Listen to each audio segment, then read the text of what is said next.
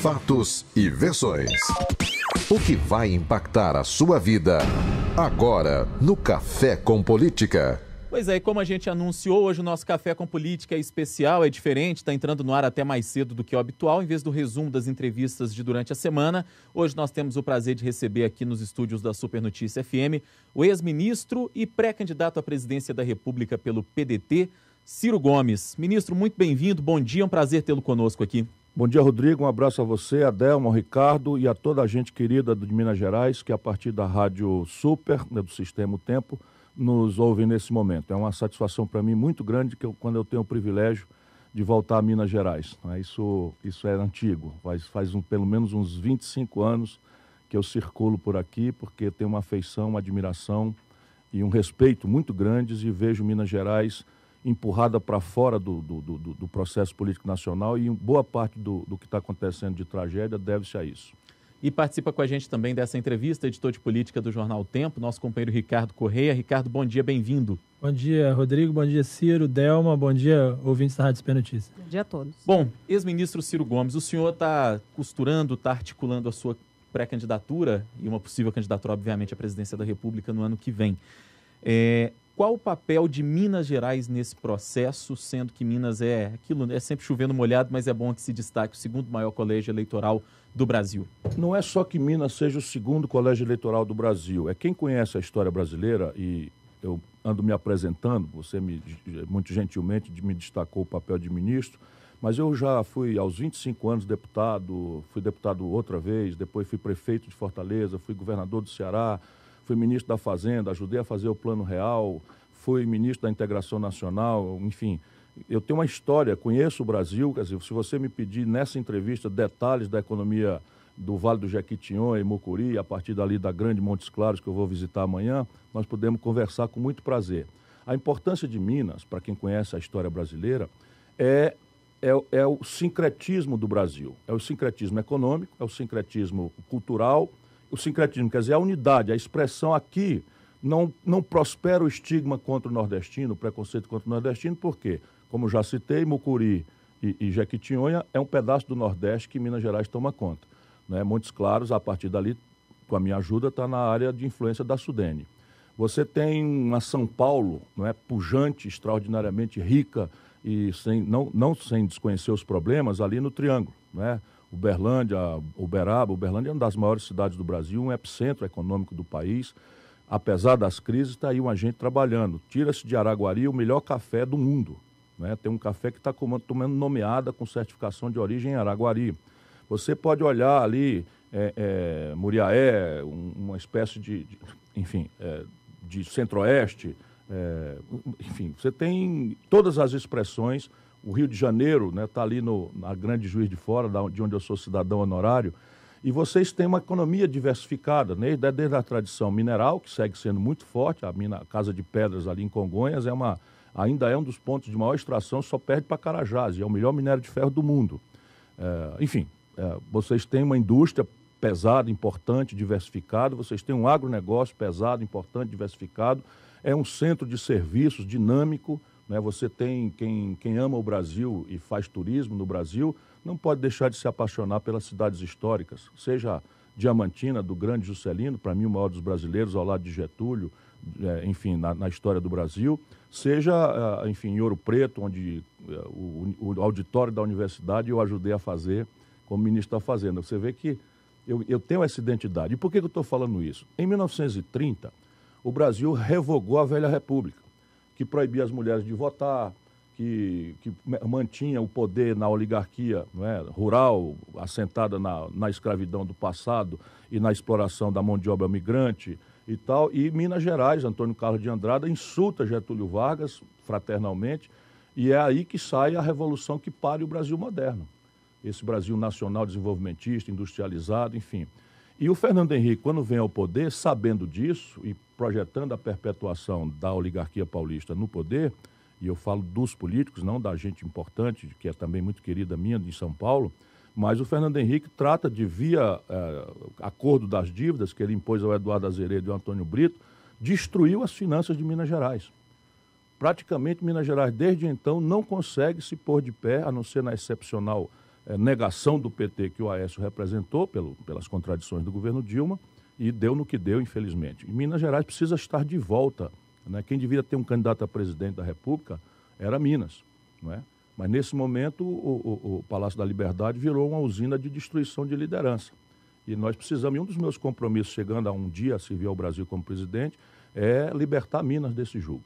Essa escolha de Minas, né, para um possível líder do senhor numa chapa, seria a estratégia que o senhor encontrou, levando em consideração, o senhor também é nordestino, mas lá no Nordeste o Lula é que tem uma atuação muito forte e que conta muito com toda a simpatia de grande parte do eleitorado. O senhor escolheu Minas em relação ao tamanho, seria uma estratégia do senhor, já que o Nordeste está, digamos assim, tem mais a aceitação do Lula? Minas seria a melhor opção para o senhor? Eu nunca perdi a eleição no meu estado. Vamos ter clareza, né? O Ceará é o 8º estado brasileiro e eu ganhei todas as eleições graças à generosidade do povo que perdoa meus defeitos, nenhum deles é no campo moral. O Ceará hoje tem 77 das 100 melhores escolas do Brasil pelo IDEB. Nós temos hoje as finanças mais sólidas do país e eu tenho uma contribuição nisso porque ajudei a formar, não só essa base, mas ajudei a formar uma nova geração de lideranças. E assim, veja bem, o PT, a Dilma ganhou em Minas, contra o Aécio, temos clareza disso. O PT ganhou, a Dilma ganhou no Rio de Janeiro. Né? Então há uma ilusão que é empurrada muito pela imprensa de São Paulo, de que o fenômeno Lula é um fenômeno regional do Nordeste e ninguém tem as proporções de pesquisa que o Lula tem no Brasil se esse exame fosse verdadeiro. E eu tenho respeito pelo Lula, mas eu acho, francamente, assim, com todo o respeito que eu tenho por ele, que a presença do Lula no processo eleitoral agora é um desserviço a ele e ao Brasil. Por quê?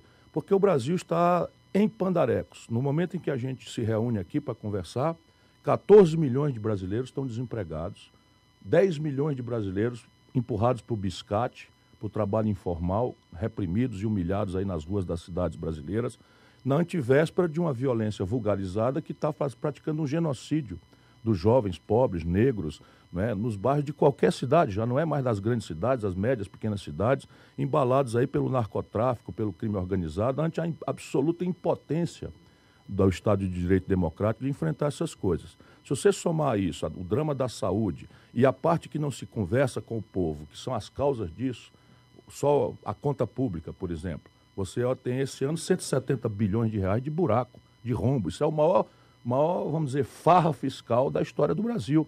Isso tudo vai para a dívida, que vai para o juro, que destrói as empresas. O Brasil tem a maior estatística de fechamento de empresas, de desnacionalização. Estamos desindustrializando o Brasil. Olha, não quero, vamos dizer, deprimir ninguém, mas o tamanho do buraco no Brasil pede, suplica, exige um debate fraterno. Não é que a gente vá se alisar reciprocamente, mas não há saída, não tem dono da verdade.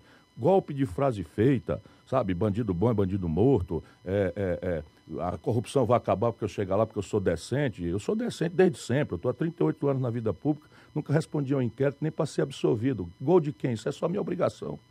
Né? E eu já governei a economia do país como ministro da Fazenda, mas no Brasil não, o cara quer ser presidente da República sem ter dado um dia de serviço, sem ter se preparado, sem ter um especialista para estudar a complexidade dos problemas, e essa é a questão que não me impõe hoje voltar para a política. Eu tinha me afastado já, enfim, eu estava numa situação rindo, eu brinco dizendo que antes eu esculhambava os meus adversários, e de repente eu me vi compulsivamente obrigado a criticar os meus amigos. Então, eu digo que está na hora de eu me afastar, né?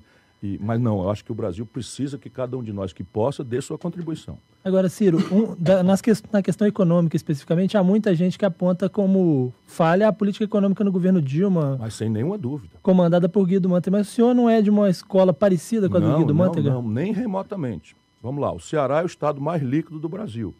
A Dilma praticou renúncia fiscal de uma forma bem intencionada, mas de quem não entende nada.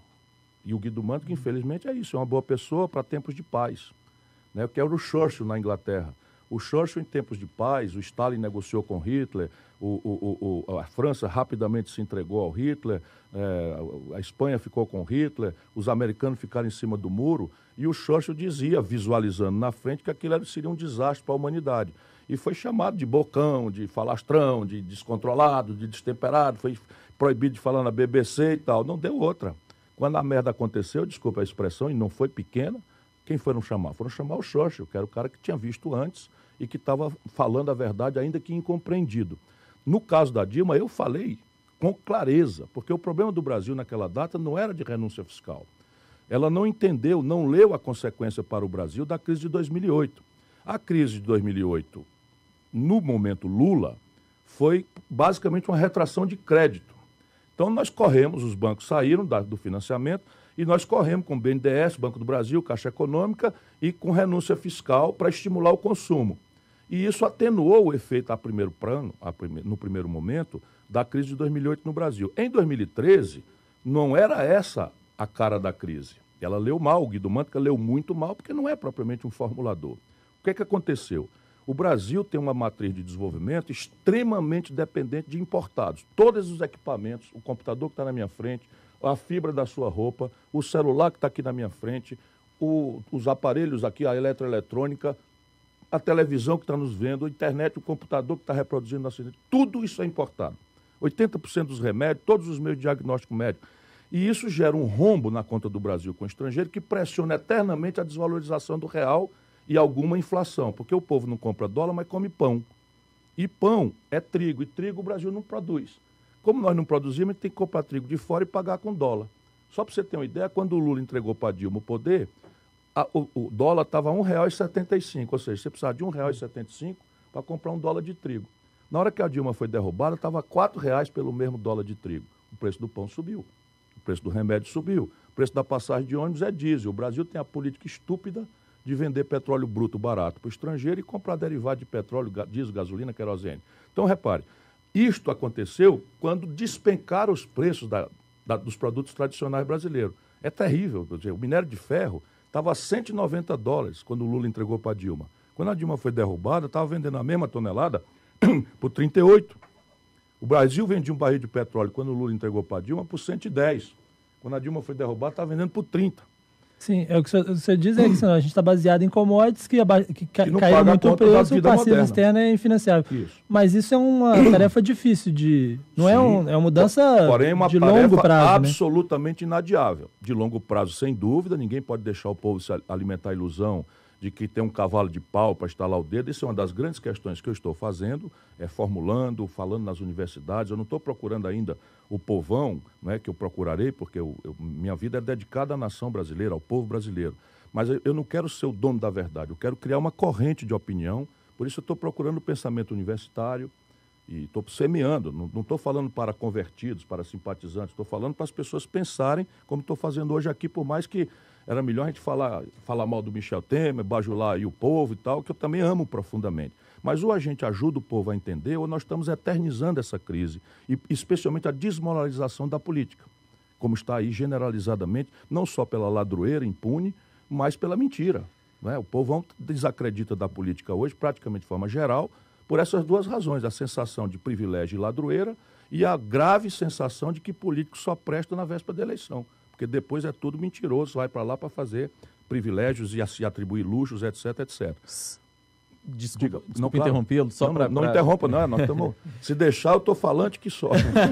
Pois até nessa discussão econômica, o senhor falou que não dá para resolver todos os problemas econômicos do Brasil num passe de mágica. Mas dá para começar e reverter expectativas nos primeiros 6 meses. Nos primeiros 6 meses. E quando o senhor acha que a economia estaria num ponto que o senhor consideraria ideal para o Brasil se o senhor fosse eleito presidente da República? O ponto ideal para a economia brasileira tem que ser objetivado como meta, pactuada com o conjunto dos elementos da economia e do povão. E a dinâmica disso também tem que ser acertada com o povo, porque o que precisa ser feito não dá para ser feito em Brasília no jogo de comprar deputado. Qualquer ilusão dessas repetida só vai dar nessas crises aí. Fernando Henrique fez isso, saiu pela porta dos fundos, desmoralizado. Lula fez isso, conseguiu até eleger a Dilma, mas a Dilma saiu aí do jeito que saiu, e o PT pagando um preço caro, que talvez nem mereça tanto pagar, mas em parte é verdade o que aconteceu, a pretexto de que fazer as coisas precisa comprar deputado. O Itamar Franco não comprou deputado, fez o Plano Real, eu estava lá com ele, fui ministro da Fazenda, enfrentamos o diabo, todo tipo de coisa, o Itamar foi debochado, até uma fotografia de baixo para cima com a menina sem calcinha, atribuíram responsabilidade ao Itamar para fazer a desmoralização, porque essa turma da dinheirama, do dinheiro fácil que ganhava com a inflação, não perdoou o fato do Itamar Franco ter corrido o risco de debelar a inflação. Portanto, o que é que tem que ser feito no Brasil hoje? É o anúncio de um projeto nacional. Para cobrir os 2 milhões de garotos, rapazes e moças que chegam ao mercado de trabalho por ano, mais dar oportunidade de reinserção ao mercado de trabalho para as pessoas de meia idade, que estão sendo trocados por máquinas, por robôs, por automação na agricultura, no serviço, na indústria, etc., nós precisamos crescer 5% ao ano por baixo. De 80 para cá, o Brasil está crescendo 2% na média, sem falta. A China representava, igual ao Brasil em 1980, 1% do comércio mundial. Só que o Brasil tinha 130 milhões de habitantes, a China 800 milhões. Então nós éramos, pouquíssimos anos atrás, mais ricos e desenvolvidos que a China. Hoje o Brasil representa 1% do comércio mundial, a mesma coisa de 1980, e a China já representa 12,5%. Não podemos imitar a institucionalidade chinesa, mas a economia política são 3 ou 4 ou 5 conceitos. No caso brasileiro, o que aconteceu? Nós destruímos a política nacional desenvolvimentista por vários fatores, mas basicamente por interdição ideológica que nos foi vendido como ciência boa. Resultado, abrimos mão de um projeto nacional e acreditamos que as forças da gravidade, que a pujança da iniciativa privada, que o capital estrangeiro ia nos salvar da desastre. Nunca houve isso na história da humanidade. Resultado prático, em 1980, 1/3 da riqueza do Brasil, vocês sabem disso, vocês vivem em Contagem, né? 1/3 da riqueza do Brasil vinha da indústria. Hoje, apenas 8% da riqueza do Brasil vem da indústria. Nós retrocedemos ao que éramos em 1910.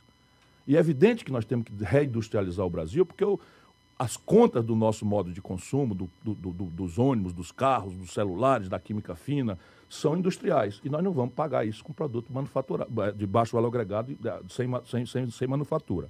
E o Brasil tem revelado 4 grandes blocos por onde a gente pode começar e mostrar para todos os outros blocos uma dinâmica.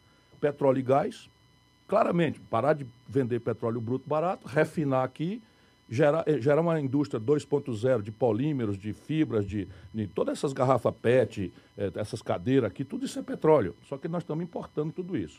Complexo industrial do agronegócio, 40% dos custos de produção da agricultura e de pecuária mais avançados do mundo estão importados do estrangeiro. Qual é a razão para isso? Não há razão para isso. Terceiro, complexo industrial da defesa. O Brasil está processando suas comunicações militares, e se me permitir, eu quero abrir um parênteses aqui.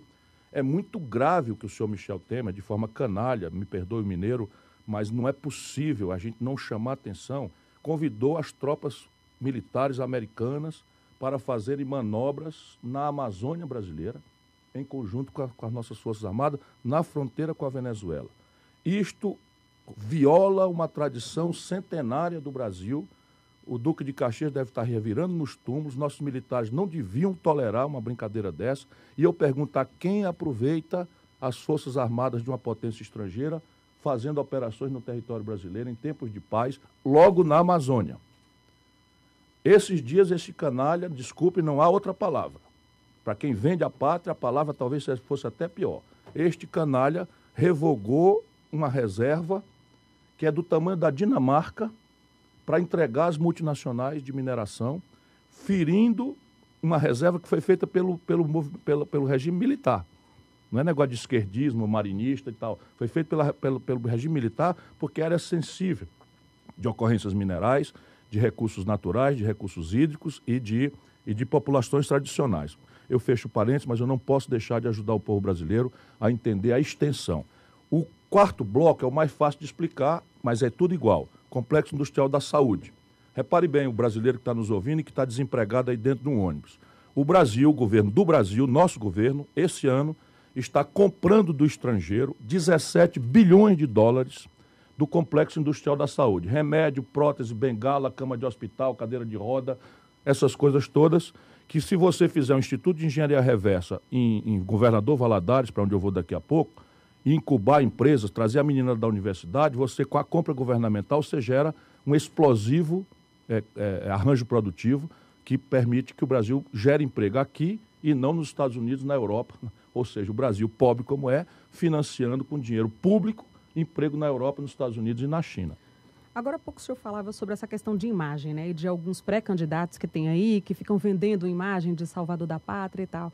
Em entrevista recente do senhor que eu vi, ao ser questionado sobre a rejeição que o senhor tem apontada nas pesquisas, o senhor atribuiu isso ao fato de que o senhor está começando a se apresentar como candidato agora. Mas outras pessoas atribuem essa rejeição ao fato do senhor ter afirmações fortes, que continua tendo, e te chamam de destemperado. Mas eu tenho acompanhado algumas outras entrevistas e eu tenho visto que o senhor está bastante tranquilo ultimamente. A gente acompanhou uma transformação da Dilma e do próprio Lula quando eles foram ser candidatos. E a eleição é um conjunto, além de propostas, também tem imagem do candidato.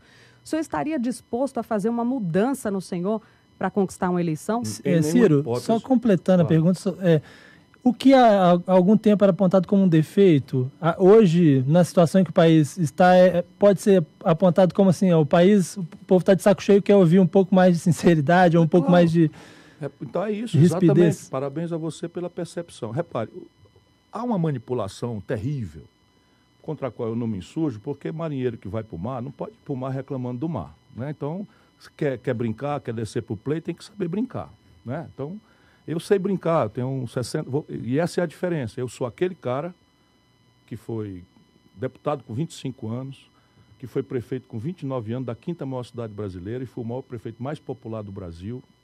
E é o cara que, com 32 anos, o mais jovem governador da história do país, né, 8º estado brasileiro, foi o mais popular do país, pode apurar aí no Datafolha, né? Fui ministro da Fazenda, o mais jovem da história do Brasil, com 36, entrava nos restaurantes aqui de Minas ou do Rio de Janeiro de bar de palma, porque entreguei a missão que me foi atribuída. Não tenho um sequer escândalo na minha vida. Um sequer, assim, vamos lá, o cara respondeu um inquérito e depois foi absolvido, eu não tenho esse. O que nada mais é do que a minha obrigação. Tenhamos clareza disso. E aí o que se vai dizer de mim? É incompetente? É ladrão? Não, não dá para dizer. Então o cara é bocão. E eles não me acusam de ser bocão, destemperado, pelo que eu, eventualmente, como chamei aqui o presidente da República de canalha. Não é por isso. É pelo que eu falo de sangue frio.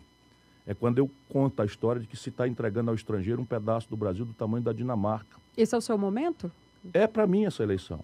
É evidente que tem uma estrada longa. Então eles querem antecipar a eleição, tirar o povo da jogada e começar a manipular com o negócio de pesquisa para abater a moral do militante, para o povo não acreditar que é possível construir o novo e tal. Mas o Brasil está se rebelando, né? A imprensa regional, a imprensa de Minas, por exemplo, tem nenhum compromisso com esse ajuntamento plutocrata do Baronato de São Paulo, né? A imprensa do Rio Grande do Sul acabou de me dar generosas oportunidades. Não é para me elogiar, é para me fustigar, para perguntar o que tem que ser perguntado, que é o papel da imprensa, né? Criticar como é que alguém se apresenta para ser candidato a presidente de uma democracia de 206 milhões de seres humanos, com problemas graves e complexos, sem nunca ter administrado uma bodega.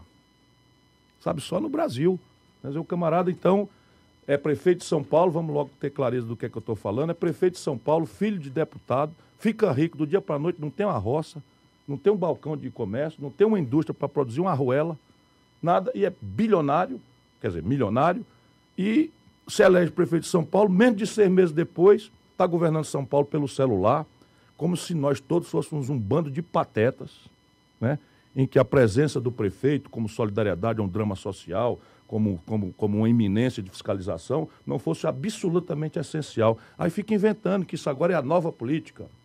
Isso é nova política, isso é uma picaretagem antiga que o César Maia, por exemplo, fez no Rio de Janeiro, se vestir de gari, sair varrer na rua, não sei o quê. Então isso é de quem pensa que o povo é imbecil, né? Daqui a pouco ele vai ser vaiado em São Paulo, porque a turma vai perguntar para ele, né? Tu é governador do Natal, né? Tu é governador. Agora recusaram o título de cidadão dele aqui. Com razão. O que esse cara fez por Minas Gerais alguma vez na vida? Não é? Ele fez a macrodrenagem de Caratinga. Estou falando aqui. Ele fez o saneamento básico de Pirapora. Tal. Esse amigo aqui que está aqui fez. Né? E isso sem ser governador, sem ser prefeito. Sabe essa Antônio Carlos, essa avenida importante que está aí? Pergunta quem foi que fez o arranjo institucional e de onde saiu o dinheiro para pagar. Foi agora, comigo senhor... aqui, Ciro Gomes, então. Senhor... Aí eu acho que eu tenho alguma condição moral de dizer, olha, eu quero ser médico do seu filho, né, eu quero ser médico da sua família, o meu treinamento é esse aqui.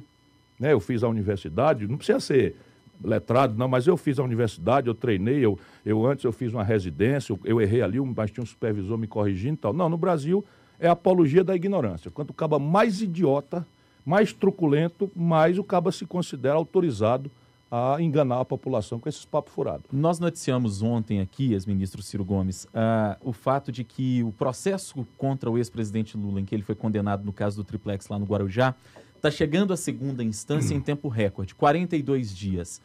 E a notícia que a gente sempre dá é aquela de que se ele for condenado em segunda instância, perde a capacidade de disputar a presidência da República. Eu queria saber, em primeiro lugar, qual a avaliação que o senhor faz dessa tramitação em tempo recorde na Justiça Federal? Segundo lugar, se o senhor acredita, de fato, que em o ex-presidente Lula não podendo disputar a eleição do ano que vem, a alternativa de esquerda no Brasil passa a ser oficialmente, declaradamente o senhor? Não e não, né? Para ser curto. Vamos lá. O ideal da justiça é a celeridade. Então, que coisa estranha, né? Essa narrativa de perseguido político está passando um pouco do limite. Eu, Ciro Gomes, se fosse acusado por Ministério Público, eu, mais do que suplicaria, eu exigiria uma apuração expedita. Porque eu não teria coragem, Ciro Gomes, eu não teria coragem de botar a cara na rua com a minha honradez sob suspeição. Mas ninguém precisa ensinar nada para ninguém. Lendo a sentença de 218 páginas, como professor de direito que também sou, eu não consigo visualizar sustentação naquela sentença. A sentença que condenou Lula me parece absolutamente inconsistente. Aliás, fica simples. Se você tem uma prova que demonstra uma acusação, não são 218 páginas, é uma. Você faz, nas páginas 17 dos autos, está a prova contundente e respondível de que o réu fulano de tal, de fato, praticou os atos ilícitos de que dá notícia a denúncia do ilustre representante do Ministério Público. Isto dito, condena o réu. Ou, às tantas dos autos todos, não achei a prova evidente e, infelizmente, ou felizmente, não é? Infelizmente, porque é muito ruim para um operador do direito censurar uma sentença. A sentença é ruim, é fraca, não exibe a evidência da culpabilidade do réu Luiz Inácio Lula da Silva. Portanto, mais gravemente, deveria, né, a gente, ao invés de reclamar que um expediente, de pedir que a justiça fosse assim para todo mundo. A reclamação não é que está sendo rápida, ela cumpriu os prazos todos, mas ela não está sendo tão rápida que um outro não tenha sido 65 dias, o outro 63 dias. A Folha de São Paulo levantou isso ontem com muita responsabilidade, embora tenha lá outros que o mesmo processo demorou 180 dias. Mas isso depende também do tipo de incidente que os advogados fazem, embargos, etc, etc. Mas eu volto a dizer, se eu for algum dia acusado, eu quero ser avaliado até fora dos prazos. Eu abro mão dos prazos, porque se eu tiver segurança que eu não fiz nada errado, corra ligeiro com isso e diga ao grande público que eu sou inocente. Né? Bota aí numa sentença que eu sou inocente. Pelo menos essa é a minha posição. Aliás, o que o Itamar Franco fez. O Argrives, que é o braço direito dele, na data, foi acusado falsamente de envolvimento em corrupção e ele afastou o Argrives no mesmo dia e pediu preferência à CPI que estava apurando lá, sei lá o que era a falcatrua, para examinar o coisa. Foi o que eu fiz antes do Itamar como governador. Eu tive 3 secretários acusados. Afastei os 3 no primeiro dia. Será assim se eu algum dia servir ao Brasil como presidente? Você diz que acredita na inocência, afasta, pede uma apuração rápida, expedita. Se o camarada for culpado, problema do delegado de polícia. Desculpa, daí para frente. Se for inocente, volta e desagravado, porque a vida pública, a gente tem que estar capaz. Eu já sofri muita calúnia. Todo mundo que está na vida pública está sujeito a leviandades, a suspeições injustas, e a gente precisa, enfim, reagir com as devidas energias para isso. E sobre a questão da alternativa de esquerda no Brasil, o senhor se considera um candidato de esquerda? É isso que eu queria dizer. Eu não sou uma pessoa que defende que o país tem que estar com um projeto de esquerda. O Brasil não cabe num projeto de esquerda. A nossa economia, a nossa sociologia, nosso território, nossas relações internacionais não compreendem um projeto de esquerda tradicional, sectária e de alguma forma ultrapassada. Por isso o trabalhismo, o PDT, que é o meu partido, nunca deixou de apreciar a importância da iniciativa privada. Nós temos um problema com os comunistas desde sempre. Né? O Getúlio Vargas tinha problema com os comunistas, né? João Goulart teve problema com os comunistas, sendo ali amigos, parceiros, aliados e tal, mas o Brizola teve problema com os comunistas, e isso é num plano da discussão. Não é? Então, nosso projeto é um projeto que reúne os interesses concretos de quem produz e de quem trabalha. Concretamente, nós queremos consolidar o endividamento estrangulado da iniciativa privada brasileira, convocá-la para uma dinâmica de reindustrialização do país a partir dos 4 grandes blocos que eu demonstrei e sanear as contas do Estado brasileiro libertando, por exemplo, isso é compromisso solene que eu faço aqui na Rádio Super, libertando Minas Gerais e mais 23 estados da federação que o Poder Central brasileiro quebrou no pior momento do Pacto Federativo Brasileiro. Restaurar o Pacto Federativo, e uma coisa concreta que eu vou fazer é consolidar o endividamento de Minas Gerais e devolver Minas Gerais a condição de poder operar com êxito para, enfim, equilibrar a política nacional brasileira, que está extraordinariamente desequilibrada. Agora, Ciro, até o momento o que se constrói como narrativa para 2018 é uma polarização aí, pelo menos, né, o que se fala mais nas redes sociais e na imprensa, de esquerda e direita, ou mais a extrema da direita, falando, se a gente citar, por exemplo, Jair Bolsonaro com o desempenho que vem tendo nas pesquisas. Então, eu queria que você falasse um pouco de como desconstruir na campanha essa questão de esquerda e direita e falar um pouquinho sobre a candidatura do Bolsonaro. Paciência, isso é muito mais um quadro, não é, de ativistas, de militantes engajados de lado a lado, do que propriamente um estado reflexivo, não é, que se alcança só na campanha do conjunto da sociedade brasileira. E em nenhuma circunstância a sociedade brasileira se guia por adjetivos, ela vai se guiar por respostas concretas e práticas. Qual é o problema do Jair? O Jair ele tem 26 anos de mandato, ele foi deputado federal, eu fui colega dele, ele me disse, e eu não tenho nenhuma razão para desacreditar, que votou em mim na eleição de 2002, ele representou a vida inteira um segmento que é o interesse do militar aposentado, né? Ele a vida inteira se reelegeu no Rio de Janeiro porque representava ali o interesse e tal. De um tempo para cá ele começou também a fazer a defesa dos militares em função das agressões que se faz em relação aos abusos de 64, etc, etc. E ele é um cara, vamos dizer assim, politicamente incorreto. Então, bandido bom é bandido morto, mulher não pode ser estuprada porque é feia, enfim, ele vai dizendo as maluquices que vem na cabeça. Por isso que eu digo com o Mariano Suassuna que se chamar a mim de destemperado, o que é que nós vamos chamar o Dória, que chama o Lula de vagabundo, de sem vergonha, a Dilma, uma senhora de anta, ex-presidente da República, como é que nós vamos chamar o Bolsonaro? O Ariano Suassuna dizia assim, olha, eu vi aqui no jornal o camarada dizendo que o Chimbinha dos aviões do forró é um gênio. É aviões de forró? Não. Enfim, sei lá. Calypso. Calypso. Que o Chimbinha é um gênio. Olha, eu trabalho com a palavra. Se o Chimbinha é um gênio, qual é a palavra que eu vou usar para falar do Beethoven, né? Então, assim estou eu. Então, o Jair representa, sabe o que hoje? A negação da política, o protesto. Não por acaso o eleitor dele é homem, jovem, desempregado, com maltrato em casa, sabe, sem amor, sem afeto, sem carinho, que tem um apelo de autoridade meio difuso, que tem uma negação dessa política careta, desagradável, que pasteurizou a vida brasileira. Mas isso é um pit stop, é uma espécie de voto de parada. Daqui a pouco as pessoas vão pensar quem é que vai produzir emprego no Brasil. Quem é que vai responder o problema real da inovação institucional que enfrenta o crime organizado e a violência? Quem é que vai administrar a economia? A taxa de juros, o financiamento da casa própria? Quem é que vai cuidar de desenhar um modelo de saúde pública em cima dos valores da experiência extraordinária do SUS, que corrija as distorções? E aí as pessoas começarão então a entrar na segunda e derradeira fase da opção pelo voto. Se você quiser também o meu palpite, eu acho que 2018 será semelhante a 1989. Nós teremos ao redor de 4 a 6 candidatos competitivos. Na partida, ali entre 10% e 20%, eu estou vendo que o Lula não será candidato, não porque será condenado, mas porque ele vai entender que não é oportuno para o Brasil e para ele apresentar uma candidatura que reparte o país em ódios, violências, paixões e nos impede de dar um minuto de discussão sobre o que interessa mesmo, que é emprego, salário, saúde, segurança, economia, inserção internacional, que são questões intrincadas. Enfim, aí teremos então 5 a 6 candidatos, 4 a 6 candidatos, entre 10% e 25%, 20%. E aí a reta final vai ser definida pelo povão no debate. E nunca foi no Brasil um jogo de esquerda contra direita, nunca foi. Né? Por exemplo, o Collor se elege porque ele parecia ser, embalado pela grande mídia de São Paulo, um moralizador novo.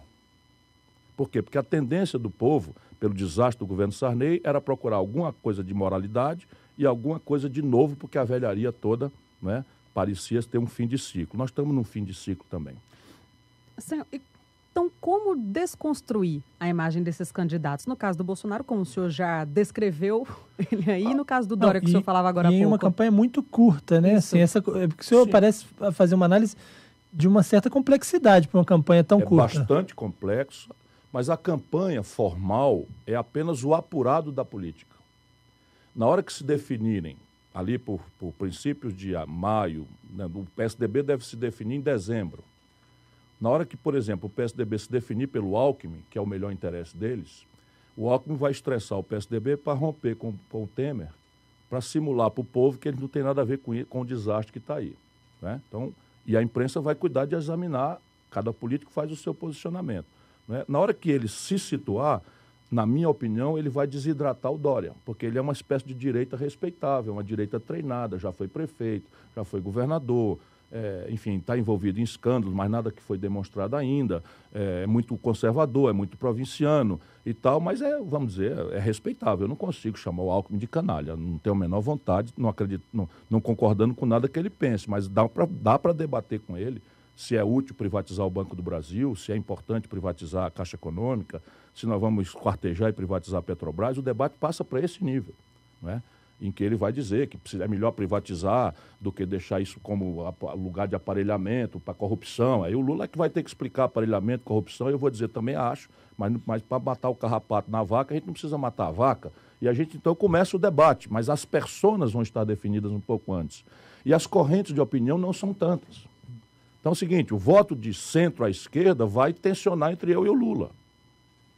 E o eleitor vai fazer. Por que eu estou posicionando a minha campanha com essa coisa de falar de projeto, de respostas concretas? Porque eu não quero ir pelo caminho da popularidade fácil. Eu não quero ir por esse caminho. Eu sou um velho ganhador de eleições. Vamos lá, paciência. Todas as eleições. Agora, nas eleições municipais, o PT foi varrido da cena brasileira, nas grandes cidades, e eu ganhei na minha cidade, Fortaleza, e mais em 84% do eleitorado do Ceará. E lá o povo conhece meus defeitos. Né? É bom isso, eu estou dizendo aqui que na minha paróquia nós ganhamos as eleições com o povão. Eu não tenho rádio, eu não tenho televisão. Os meus adversários são os 2 senadores mais ricos do Brasil. Os 2 senadores mais ricos do Brasil vêm do poderoso e riquíssimo estado do Ceará, né? Que todo mundo sabe que é um estado muito pobre. Pois bem, os 2 se juntaram lá contra nós, que somos um grupo de jovens da classe jovem. Eu nem sou mais, mas a meninada que ganhou a eleição agora, que é a minha turma, tudo jovem vindo da universidade. Sem empresa, sem televisão, sem rádio, eles são os donos das rádios, das televisões, e o povão está conosco. A gente está caminhando para o fim da entrevista, ex-ministro, e eu gostaria, e o bate-papo tá bom, a gente renderia ele aqui. Para mim, eu estou feliz, porque lá em São Paulo eu só estava tendo que responder fuxico. Pois é, a gente quer ouvir proposta, quer saber opinião de fato, esse é o nosso principal objetivo. Parabéns a vocês, aqui. Isso é que salva o Brasil. E a gente gostaria agora, nesse final de entrevista, fazer um bate-pronto aqui com o senhor, de algumas questões e aí respostas curtas e objetivas para que a gente consiga falar de pelo menos 4 temas aqui que a gente considerou. Primeiro, o senhor sofre preconceito por ser nordestino? Parte, mas é uma parte irrelevante. A maioria esmagadora do povo brasileiro é generosa e não se interessa por esse tipo de estigma. Claro, uma vereadora do Rio Grande do Sul fala uma bobagem e tal, mas assim, um cabo lá do sertão do Ceará também fala uma bobagem. Mas o que vale no Brasil é que as pessoas têm uma identidade cultural que nos faz muito irmãos assim. Eu, em Minas Gerais, por exemplo, sou recebido como filho há mais de 25 anos. Sabe a Associação dos Jovens Empresários? Aqui, eu que fundei. Aí, próximo assunto, casamento gay, a favor ou contra? Ninguém pode ser contra ou a favor a qualquer tipo de expressão de amor.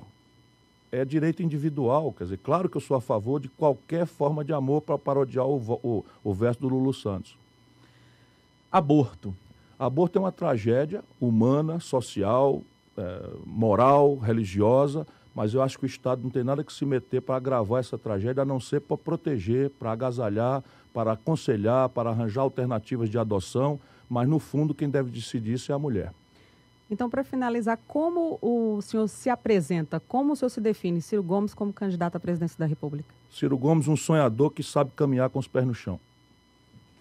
Tem mais uma última aqui, Delma, que ficou faltando, legalização das drogas. Eu tenho uma grande perplexidade em relação a esse assunto. Eu sou candidato a presidente da República, eventualmente. Eu não sou candidato a guru de costumes. Não é o presidente da República que define isso. Eu respeito e conheço profundamente o Brasil. A nossa Igreja Católica é frontalmente contra. As igrejas neopentecostais, que são hoje expressão muito importante na vida brasileira recente, são contra. e eles são meus aliados no enfrentamento da pobreza, enfim, da corrupção, e eu não quero, então, por ser guru de costumes, o que eu acho é que um usuário não deve ser reprimido. Ele é uma pessoa que deve ser tratada com amor, com proteção e com saúde. E para terminar mesmo agora, porque tinha uma última pergunta aqui que estava me faltando e já me lembraram aqui, nós vivemos em Minas Gerais hoje um momento em que as nossas duas principais lideranças políticas, senador Aécio Neves e o governador Fernando Pimentel, passam por maus pedaços em relação a denúncias de corrupção.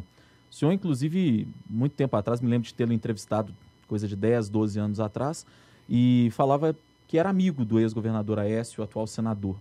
Que tipo de avaliação o senhor faz desse momento em que as nossas principais lideranças precisam responder a esse tipo de suspeita, de denúncia, de acusação?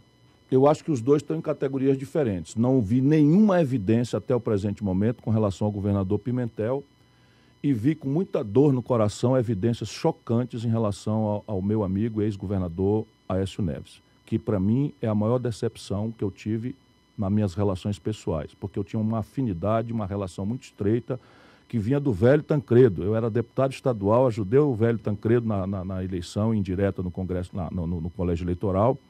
Ele me convidou para me agradecer, tem uma foto com ele. Essa foto eu entreguei para a Andréa lá no museu dele em São João del Rei, e eu tenho uma dor muito grande de ver. Mas mais a dor se agrava na medida em que eu vejo a destruição das lideranças de Minas Gerais, e isso faz muito mal ao Brasil. Muito bem, 9h28. Ex-ministro, ex-governador de Ceará, ex-deputado, Ciro Gomes, pré-candidato à presidência da República, nós gostaríamos de agradecer a sua entrevista aqui na Super Notícia FM. Foi um prazer recebê-lo. Muito obrigado a vocês, foi uma alegria, parabéns pela qualidade das questões, e que eu diga ao povo brasileiro, me despedindo, agradecendo a quem nos ouviu agora, é que o momento é muito ruim, não faltam razões para a gente se abater, se deprimir, perder a crença, mas perder a crença, se abater e se deprimir não é a saída é transformar essa revolta em luta e na confiança de que nós podemos construir outros caminhos.